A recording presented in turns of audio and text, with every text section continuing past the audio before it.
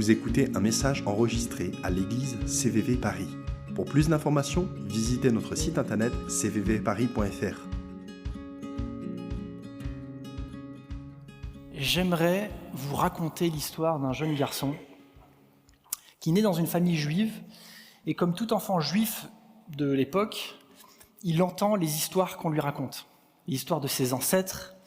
Et cet enfant juif est de la tribu de Benjamin et son père aime bien rappeler que c'est un honneur d'être de la tribu de Benjamin parce que le roi David, l'illustre roi David, était issu de la tribu de Benjamin.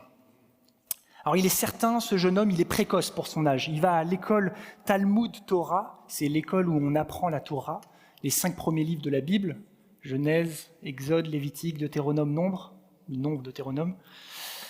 Et les enfants prodiges aujourd'hui, ils sont bons en maths, mais les enfants prodiges de l'époque, ils étaient bons en Torah. Ils s'y connaissaient, ils connaissaient les histoires sur le bout des doigts.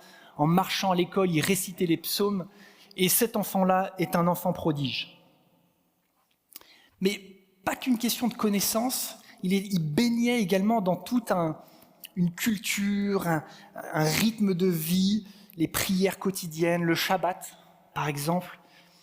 Il sait ce que c'est le Shabbat, parce que pendant une journée, le temps des hommes rejoint le temps de Dieu. Et son père était extrêmement exigeant sur le Shabbat. Attention, il y avait plein de règles à respecter, il ne fallait pas labourer ni semer de graines. Bon, vendredi soir, a priori, personne ne laboure, mais il ne fallait même pas pétrir le pain, ni même le cuire, ou moudre des graines pour faire une sauce, que sais-je. Papa était très exigeant sur le sujet. Il disait d'ailleurs, nous les pharisiens, on respecte vraiment la loi de Moïse. Donc dès vendredi soir, au coucher du soleil, interdiction de faire toutes ces choses. Donc toute la journée, la préparation du repas avait lieu. C'était d'ailleurs plutôt maman qui faisait ça. Et le soir, c'était la fête.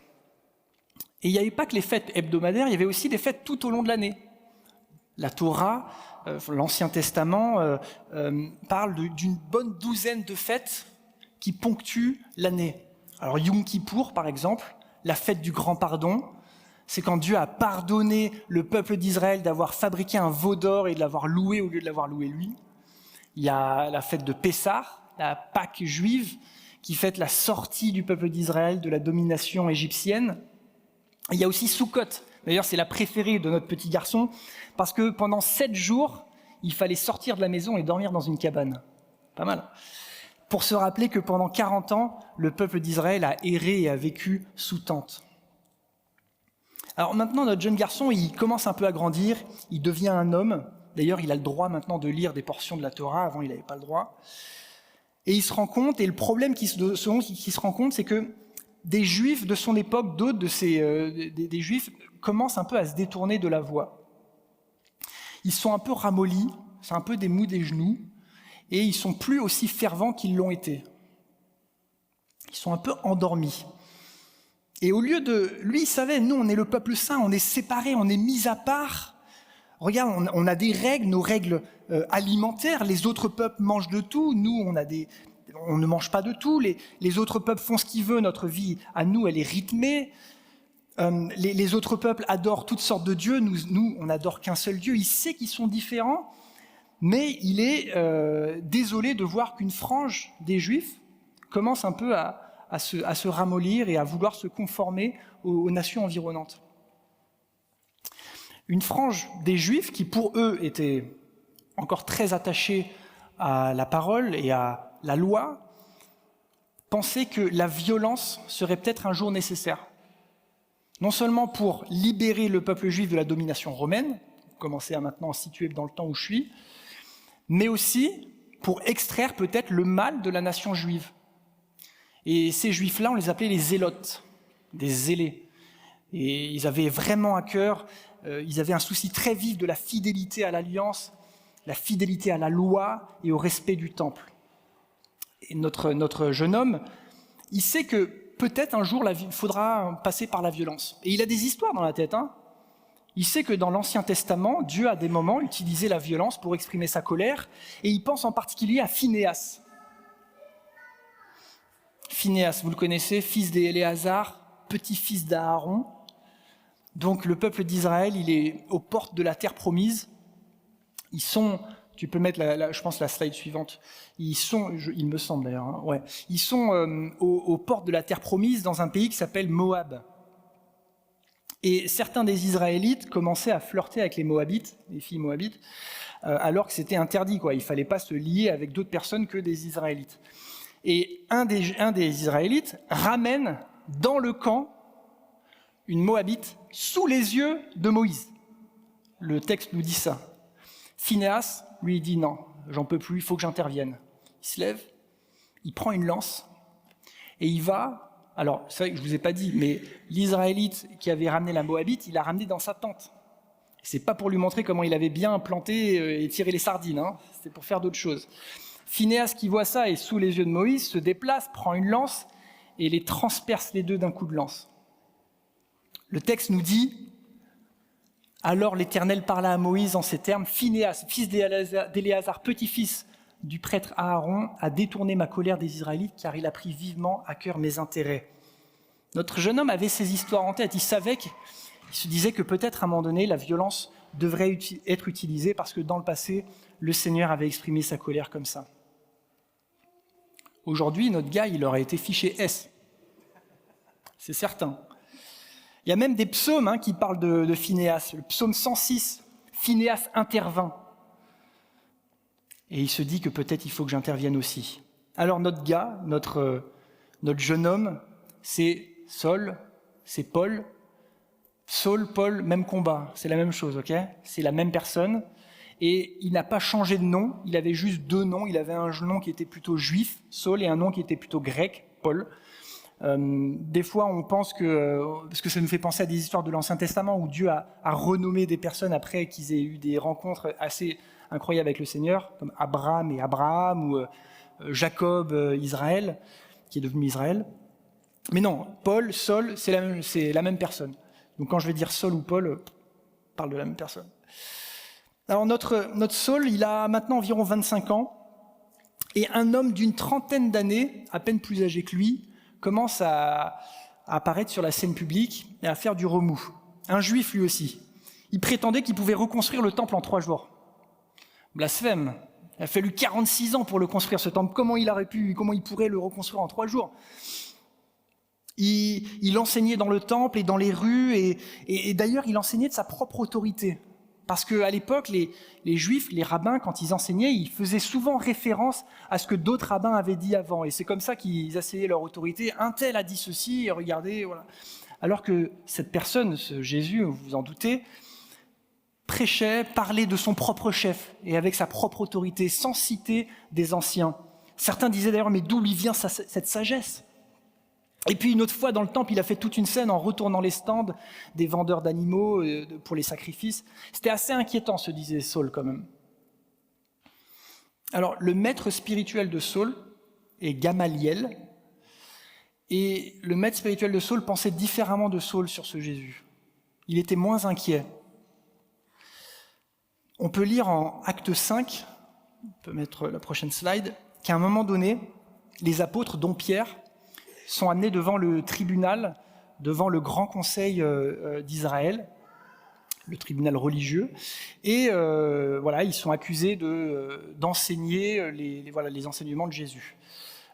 Et donc bon, là il y a il y a un débat entre les anciens pour dire qu'est-ce qu'on va faire avec eux, et certains disent qu'il faut les tuer, et Gamaliel, lui, dit « Voici mon avis », c'est ce que Gamaliel dit, « Ne vous occupez plus de ces hommes et laissez-les partir, de 2 choses l'une, ou bien leur projet et leur œuvre viennent des hommes, et dans ce cas leur mouvement disparaîtra, ou bien il vient de Dieu, et alors vous ne pourrez pas le détruire. Ne prenez pas le risque de lutter contre Dieu. » Ça, ce sont les paroles de Gamaliel, le père spirituel de Saul. Et on peut imaginer que Saul et Gamaliel n'étaient pas d'accord sur quoi faire face à l'apparition de ce Jésus. Et alors que Gamaliel est plutôt en mode « Bon, si ça vient de Dieu, on ne pourra rien y faire. Si ce n'est pas de Dieu, ça retombera comme un soufflet. » Saul, lui, il est beaucoup plus inquiet.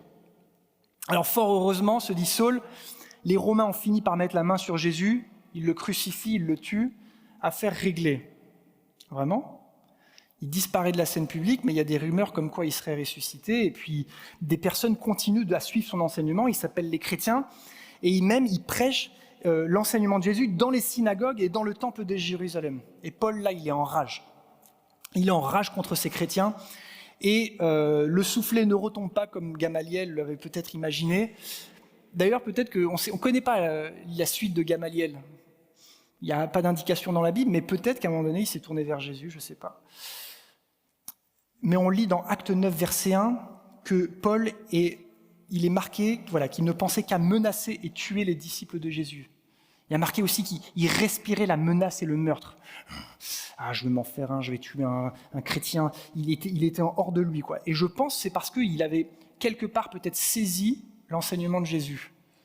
Que pour être réconcilié avec le Père, c'était pas par ses propres actes, mais c'était par la foi. Et ça le rendait dingue, parce qu'il y avait tout le pharisien en lui et toute sa vie, et tout ça qui du coup peut-être n'avait même plus de sens.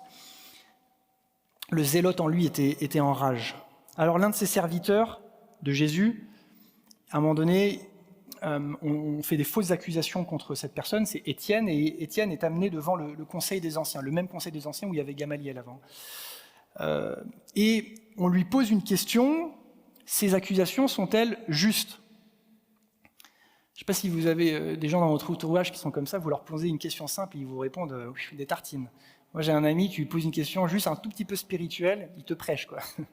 Étienne, peut-être c'était un peu ça, on lui pose une question simple, est-ce que ces accusations sont vraies ? Et il se lance dans une prédication de 56 versets, je pense la plus longue du Nouveau Testament qui est écrite.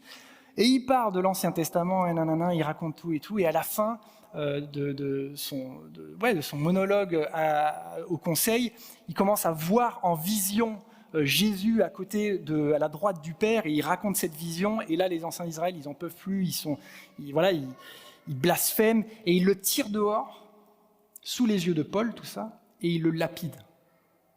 Ils lui jettent des pierres dessus pour le tuer. Et Paul est là. Et Paul, ce qu'il fait, c'est qu'il tient les manteaux de ceux qui lapident. Parce que quand vous lapidez quelqu'un, il faut comprendre que ce n'est pas des petits cailloux que vous envoyez. Ça ne tue pas quelqu'un d'envoyer des galets comme ça, ok ? Il faut être à l'aise, donc on enlève son manteau, on dit « Tiens, Paul, tiens mon manteau » et tu envoies des gros pavés. Paul était là, Paul était d'accord et il était en rage. Alors Paul va voir le grand prêtre à la suite de cet événement et il lui demande des lettres pour arrêter des chrétiens donc tout ça s'était passé à Jérusalem, où des chrétiens à Damas, dans la synagogue de Damas, des chrétiens répandaient encore le message de Jésus. Et il demande des lettres de la plus haute autorité spirituelle pour arrêter ces personnes et les mettre en prison. Et voilà un passage qu'on va lire, un peu plus long. Acte 9, versets 3 à 8.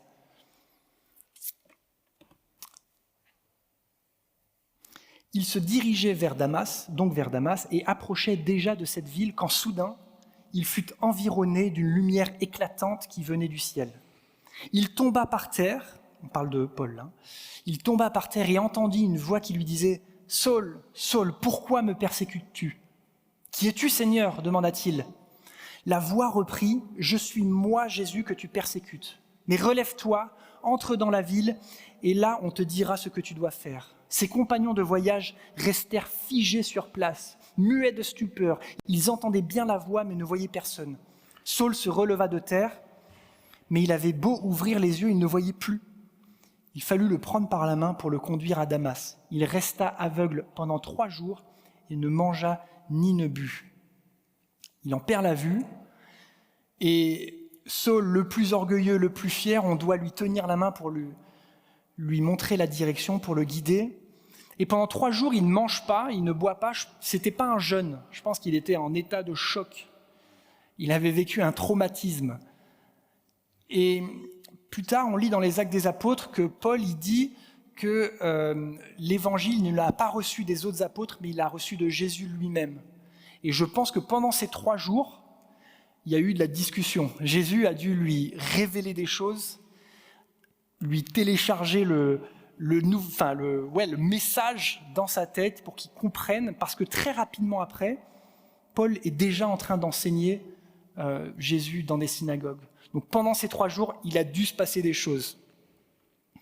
Alors, ce que je voulais faire en vous racontant toutes ces histoires, c'est avoir un sentiment d'où vient Saul, son contexte culturel, familial, pour vous montrer à quel point sa conversion, elle est incroyable. Il a fait, il allait à 300% dans une direction et Dieu le retourne comme une crêpe et il va à 300% dans l'autre direction. Et je voudrais vous tirer 6 enseignements, vous inquiétez pas, ça va pas être très long. 6 enseignements, parce que 6 ça fait peur, quoi. Mais 6 enseignements sur ce texte, à la lumière de notre série où on parle du réveil. On a entendu plusieurs réveils dans le monde, des réveils passés, des réveils bibliques, des réveils actuels, où un grand nombre de chrétiens se tournent vers Jésus. C'est ça dont on parle, parce qu'on croit à CVV qu'il y aura un réveil à Paris. Dieu, il l'a dit.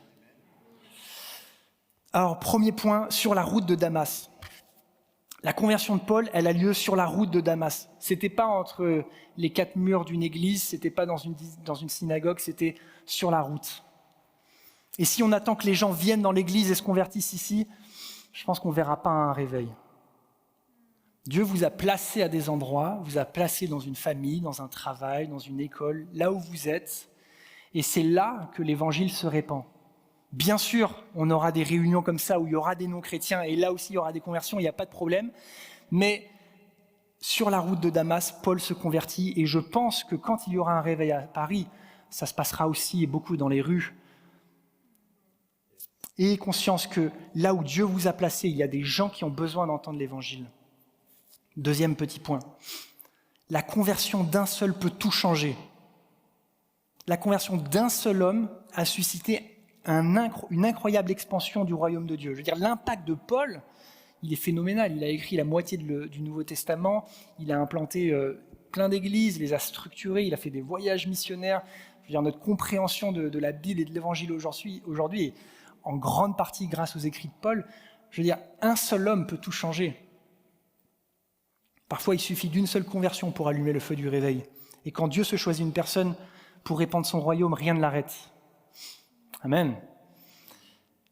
Troisième point, ton passé ne détermine pas ton futur.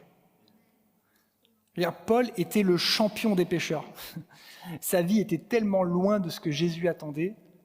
Plus tard, dans une des lettres qu'il envoie à Timothée, il dit qu'il est le premier des pécheurs. Et pourtant, Jésus a décidé de le convertir et de l'utiliser pour une très grande mission. Quoi qu'il en soit pour toi, ton passé ne détermine pas ton futur et ce que tu vas pouvoir faire avec Dieu. Tu as peut-être eu une vie déréglée, ou peut-être que tu as fait des choses dans ta jeunesse qui sont impardonnables. Peut-être que tu ne viens pas d'une famille chrétienne et que tu dis que tu n'as pas tout l'enseignement et la culture qu'il faudrait.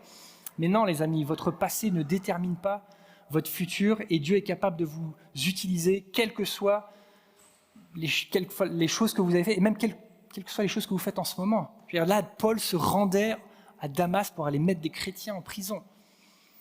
Et c'est là que Jésus intervient. Et il dit, Paul aussi, quand il écrit aux Corinthiens, ainsi, si quelqu'un est uni à Christ, il appartient à une nouvelle création. Les choses anciennes sont passées, voici les choses nouvelles sont venues. Vous êtes une nouvelle créature quand vous vous tournez vers Jésus. Quatrième petit point. Pour vivre un réveil à grande échelle, il faut vivre un réveil personnel. Avant de vivre un réveil collectif et à grande échelle, il faut qu'on vive un réveil en nous pour avoir le feu que Paul a eu pour faire tout ce qu'il a fait plus tard, persévérer, être mis en prison, prendre le bateau pour ses missions, structurer toutes les églises qu'il a structurées, évangéliser, voir toutes ses conversions. Tout ça, c'était fort de sa conversion et c'était fort d'un feu qui brûlait en lui. Paul, il a d'abord vécu une révolution en lui-même avant qu'il ne puisse être un instrument entre les mains de Dieu. Il doit y avoir quelque part un feu qui brûle en nous, les gars. Il faut que quelque part, au fin fond de vous, vos entrailles, elles sont en train de crier vers Jésus. Il faut qu'en nous, on soit réveillés et il faut qu'on vive une révolution comme Paul a vécu, même si on est déjà chrétien, il faut qu'on vive ces choses-là. Il faut qu'on soit des chrétiens réveillés si on veut voir le réveil à grande échelle et dans Paris. Et je pense qu'il y a des chrétiens, ils sont un peu en mort cérébrale, quoi. Il y a les fonctions vitales qui sont là, ça bip, mais il ne se passe pas grand-chose d'autre. Et vous avez besoin d'un coup du défibrillateur du Saint-Esprit, peut-être. Et ce n'est pas pour vous mettre la pression, mais il faut qu'on soit honnête. Et si ce soir vous sentez que vous avez plus ou pas ce feu, ou pas encore, ou que vous l'avez eu dans le passé, mais que maintenant le feu s'est amoindri, il faut reconnecter avec le Seigneur et venez à la fin, on prie pour vous. Et moi je suis persuadé que le Saint-Esprit va venir. Il faut qu'on soit des chrétiens réveillés pour vivre un réveil. Point numéro 5. Notre évangélisation doit comporter du surnaturel. La conversion de Paul a été complètement surnaturelle. Okay, il a perdu la vue, il y a une voix qui s'est fait entendre, y compris par les gens qui a accompagné Paul, mais on ne voyait pas la personne. Parfois, dans notre manière d'évangéliser, on est vachement dans les arguments. Moi, je me rappelle quand j'étais au lycée, que je partageais l'évangile avec les gens, ma porte d'entrée, c'était la différence entre les catholiques et les protestants. Je sais pas, c'était mon truc, quoi. Voilà. Et c'était assez facile parce que mon père était pasteur, donc les prêtres, ils n'ont pas le droit de se marier, nous on a le droit, regardez la preuve, je suis là, tout ça. Donc c'était ma porte d'entrée, quoi. Et en fait, assez rapidement, c'était juste, déjà je clashais un peu les catholiques, alors que bon, c'est quand même nos frères et c'est pas forcément sympa. Et en plus, c'était juste un espèce de débat d'idées, quoi. Et puis souvent aussi, même encore aujourd'hui, dans des discussions que j'ai, rapidement, ça peut aller dans des débats d'idées, on essaie de justifier, etc. Et il n'y a pas de problème, il y a des bons arguments pour l'évangile, mais je pense qu'il faut qu'on fasse venir Dieu dans notre évangélisation. À Lille, il y a quelques années, une église sœur de la nôtre a vécu quelque chose d'assez impressionnant, c'était en 2017. Sur quelques mois, il y a eu 1235 personnes dans la rue qui ont prié une prière de « Oui, je veux être plus proche de Dieu ». 1235 personnes en quelques mois, c'est pas mal quand même. Alors, j'ai eu les responsables au téléphone la semaine dernière, ils m'ont dit il ne faudrait pas le nommer un réveil parce que c'est pas vraiment ça, ok. Notamment parce que le bout de l'histoire quand même, c'est que en fait, il y a beaucoup moins de personnes qui derrière ont vraiment suivi dans une église. C'est dommage, mais il y a eu une effusion de l'esprit quand même où il y a plus de 1000 personnes dans la rue qui ont dit ouais, je veux faire quelque chose avec Jésus. Et ce qui était impressionnant, ils m'expliquaient, ils avaient un script à lire ou à un peu à apprendre, et très rapidement, ça allait vers un moment de prière. Très rapidement, ils demandaient, est-ce que vous avez quelque chose que vous voulez demander à Dieu ? Est-ce que je peux prier pour vous ? Et je pense que dans notre manière d'évangéliser, ok, c'est bien de pouvoir défendre l'évangile, d'avoir des bons arguments, etc., de partager son témoignage, mais il faut aussi qu'on prie pour les gens et laisser la place à ce que Dieu fasse quelque chose dans la vie des gens. Il y a 1 an à peine, je me suis remis la date correctement. Ce matin, j'ai dit 3 ans, mais c'était il y a que 1 an, j'ai vérifié avec ma femme. J'étais dans une soirée, il y a des amis qui quittaient la région parisienne, on était juste après le Covid, ça en était trop, ils sont partis. Et le gars qui faisait sa soirée, qui partait, il est un peu blagueur. Et là, il était d'autant plus blagueur parce qu'il avait bu quelques cocktails. Et il me présente à un ami à lui, et son ami, je vais l'appeler Nicolas, en fait, j'ai pas envie de dire son vrai nom. Voilà. Bref, il me présente à Nicolas, et il me dit, voilà Nicolas, je te présente Adrien, c'est un gars qui se pose des questions sur l'évangile, sur la Bible et tout, il est pas chrétien, mais il se pose des questions, qu'est-ce que tu aurais à lui dire ? Et le Nicolas, c'était un évangéliste à cœur. Et le gars, il commence à m'évangéliser. Franchement, c'est une expérience à vivre, quoi. Être évangélisé alors que vous êtes chrétien, c'est un truc à faire. Si vous avez l'occasion un jour, faites-le, c'est assez impressionnant. Et donc au début, c'était marrant et j'ai un peu joué le jeu, quoi. Et en fait, assez rapidement, c'est devenu gênant parce que, en fait, le Nicolas, il m'a vraiment déballé l'évangile, mais comme ça, genre waouh. J'ai pas pu en placer une. Il m'a plaqué un peu des généralités sur pourquoi, supposément, je croirais pas en Dieu, parce que j'ai même pas pu parler. Et surtout, ça s'est terminé, puis hop, il est parti et il a pas prié pour moi, quoi. Et je me suis dit, je le clash pas Nicolas, franchement, bien joué d'avoir au sein d'une soirée évangélisé comme ça, il n'y a pas de problème, mais il faut qu'on réfléchisse à notre manière de faire et qu'on fasse venir le Seigneur dans tout ça, quoi. Parce que des fois, on peut être là dans on a des trucs préconstruits, hop, on déballe notre évangile et on n'a pas écouté la personne et puis on a oublié de faire rentrer Dieu dans l'équation, quoi. Dernier petit point. Ça va, non, le temps ? Regardez, 25 minutes, pas mal. Dieu est souverain dans les conversions. La conversion de Saul, c'est Dieu de A à Z qui le convertit. C'est Dieu qui lui parle, c'est Dieu qui le rend aveugle, c'est Dieu qui lui partage l'évangile. Jésus a été 100% souverain dans la conversion de Paul. Et là, c'est assez explicite et visible, mais c'est la réalité même quand nous, on partage l'évangile. C'est Dieu qui est souverain dans les situations. Ce n'est pas nous qui portons la responsabilité que les gens se convertissent. C'est le problème de Jésus. Ce n'est pas le nôtre. Alors je dis qu'il a converti de A à Z, peut-être de A à Y, parce que quand même, il y a Ananias à la fin qui est venu dans la fin de l'histoire. Donc quand même, après que Paul soit donc aveugle pendant 3 jours, Dieu demande à Ananias d'aller voir Paul et de prier pour lui. Et Ananias, il dit « Seigneur, quand même, Paul, tu sais, c'est celui qui lapide les chrétiens, qui les met en prison. T'es sûr que je dois y aller ?» Le Seigneur lui dit « Oui, vas-y. » Et il y va, et donc Ananias prie pour lui. Paul retrouve la vue, il reçoit le Saint-Esprit, il le baptise dans l'eau, et voilà. Et il faut qu'on soit, nous, des Ananias, prêts à accueillir ce que le Seigneur est en train de faire. Et le jour où il y aura des dizaines et des centaines de Paul, il faut qu'il y ait des dizaines et des centaines d'Ananias. Et les amis, c'est vous, Ananias. Soyez prêts à agir quand le Seigneur vous demande quelque chose, même si ça paraît un peu fou, comme aller prier pour celui qui avait la réputation d'être le plus dangereux envers les chrétiens. Alors pour finir, j'aimerais m'adresser à ceux qui peut-être sont un peu découragés par l'évangélisation, parce qu'ils voient aucun signe d'avancement. Vous avez peut-être des gens autour de vous pour qui vous priez et à qui vous avez déjà partagé l'évangile à plusieurs reprises, mais vous ne voyez pas d'avancement. Et vous dites, mais Seigneur, quand même, ça pourrait aller pas après pas, un petit peu, quoi. Et non, ça fait des semaines, des mois, des années, j'en sais rien, que vous priez, il ne se passe rien. La conversion de Paul n'était absolument pas graduelle. Il n'y a pas eu de signe que le Seigneur a comme travaillé son cœur dans les jours avant, il commençait à avoir du remords, etc.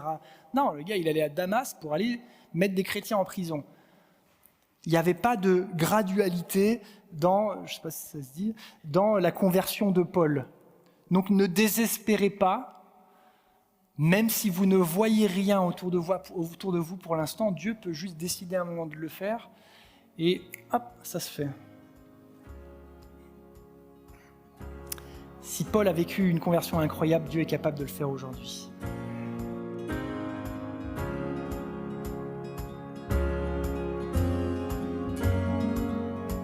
Vous venez d'écouter un message enregistré à CVV Paris. Pour plus d'informations, visitez notre site internet cvvparis.fr.